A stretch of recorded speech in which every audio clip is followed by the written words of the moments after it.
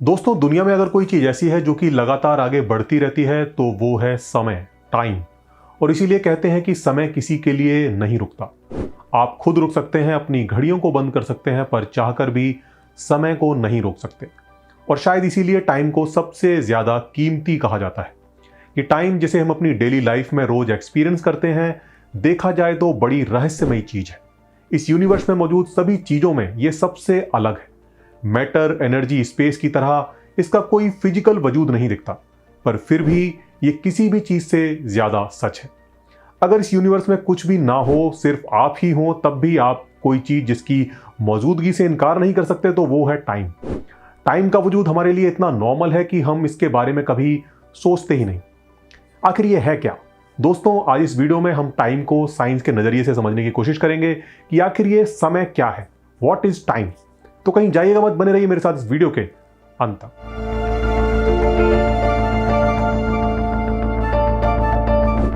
दोस्तों, अगर कोई आपसे पूछे कि टाइम क्या हुआ है, तो आप घड़ी में तुरंत देखकर बता देते हो कि इतने बजकर इतने मिनट हुए। इसी तरह कोई आपसे पूछे कि मूवी कितने घंटे की थी, तो भी आप तुरंत बता देते हैं कि इतने घंटे की। घड़ी की सुइयां लगातार टिक टिक करती हुई हमें समय का एहसास कराती रहती हैं।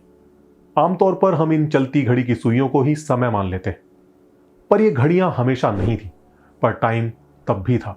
हमारे प्राचीन पूर्वजों के लिए उगता ढलता सूरज, चंद्रमा की बदलती कलाएं और मौसम का चक्र ही समय को मापने के पैमाने थे। बदलते समय के साथ पैमाने बदलते गए। आज हम समय को मापने के लिए इलेक्ट्रॉनिक घड़ियों से लेकर एटॉमिक क्लॉक्स तक का इस्तेमाल कर रहे हैं, पर ये सभी मापने के साधन हैं, समय नहीं है। अगर ऐसा है तो फिर समय क्या है? अगर हम गौर करें तो एक चीज हम इस यूनिवर्स में देखते हैं कि यहां हमेशा कुछ ना कुछ चलता रहता है। चीजें लगातार बदलती रहती हैं और ये बदलाव कभी रुकता नहीं है। और ये बदलाव हमेशा इरिवर्सिबल होता है, यानी जो घट गया है उसे कभी बदला नहीं जा सकता। हम कभी कभी सोचते हैं कि काश उस समय पर मैंने वो फैसला ना लिया होता, काश मैं समय में पीछे जाकर अपने उस फैसले को बदल पाता। पर हम सभी ये अच्छी तरह जानते हैं कि ऐसा नहीं किया जा सकता। इस तरह से देखा जाए तो समय एक धारा है जो लगातार बहती जाती है, और यहां से टाइम की एक क्वालिटी के बारे में हमें पता चलता है। एक क्वालिटी जिस पर हम सभी एग्री करेंगे कि ये हमेशा आगे की तरफ बढ़ता रहता है। इसे फिजिक्स की लैंग्वेज में हम एरो ऑफ टाइम, यानी समय का तीर भी कह सकते हैं, जो कि हमेशा पास्ट से फ्यूचर की तरफ चलता है। इस इमेज को देखिए, क्या आप बता सकते हैं कि इसमें कौन सी स्थिति पहले की है और कौन सी बाद की है? जी हाँ, कोई भी आसानी से बता सकता है। कोई चीज पहले नई होती है और फिर वो पुरानी होती जाती है। ऐसा कभी नहीं हुआ कि कोई चीज पहले पुरानी हो और फिर वो धीरे धीरे नई होती जाए। ऐसा कभी नहीं होता कि कोई अंडा पहले टूटा हुआ हो और फिर वो अपने आप जुड़ जाए।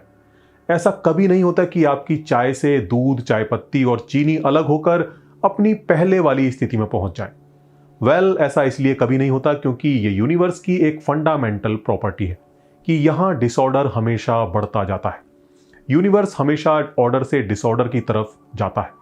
ऑर्डर और डिसऑर्डर के बीच अगर एक एरो बनाएं तो ये हमेशा ऑर्डर से डिसऑर्डर की तरफ ही होता है। यानी पहले ऑर्डर था और फिर डिसऑर्डर।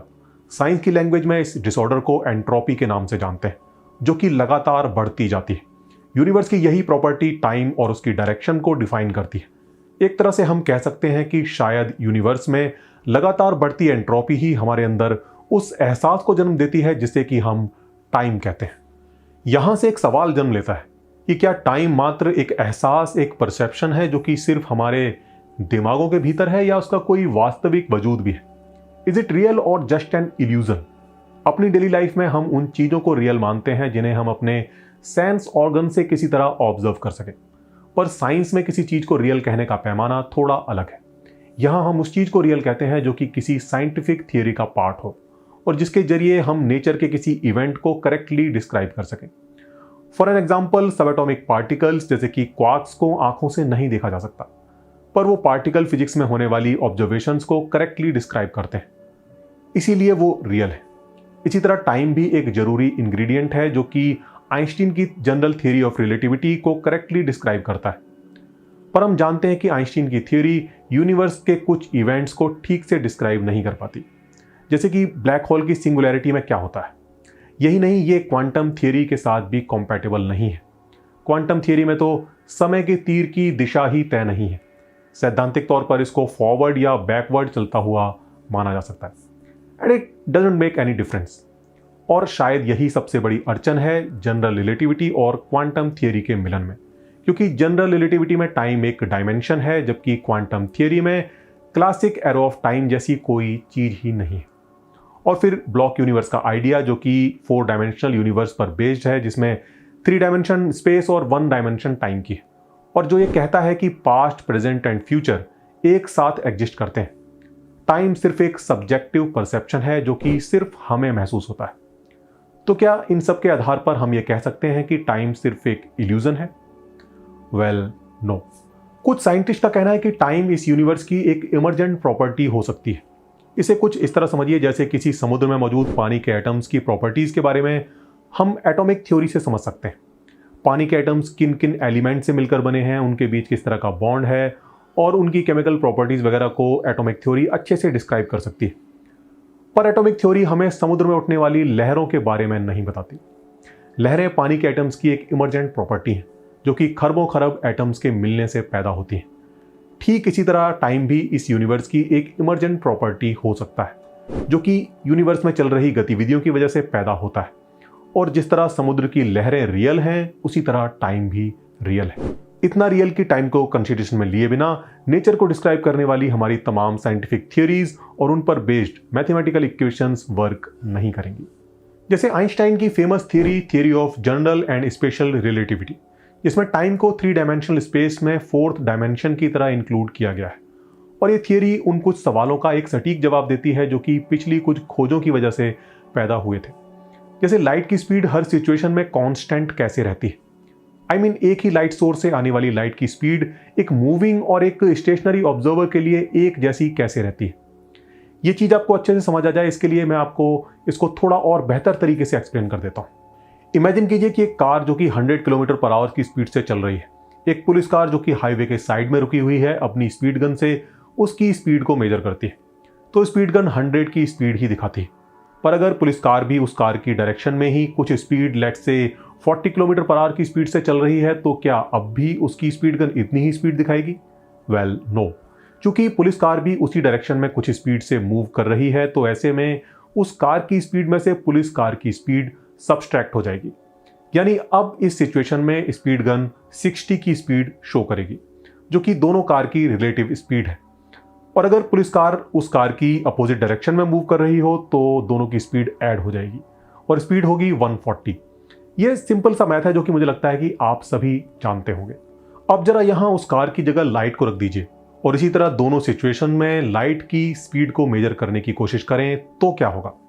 कॉमन सेंस कहता है कि यहां भी रिजल्ट सेम ही होना चाहिए।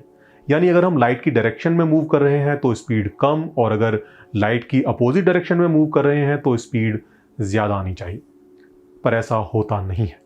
दोनों ही सिचुएशन में स्पीड सेम ही आती है, और ये कोई थ्योरेटिकल बात नहीं है, बल्कि इसे एक्सपेरिमेंटली प्रूव किया जा चुका है।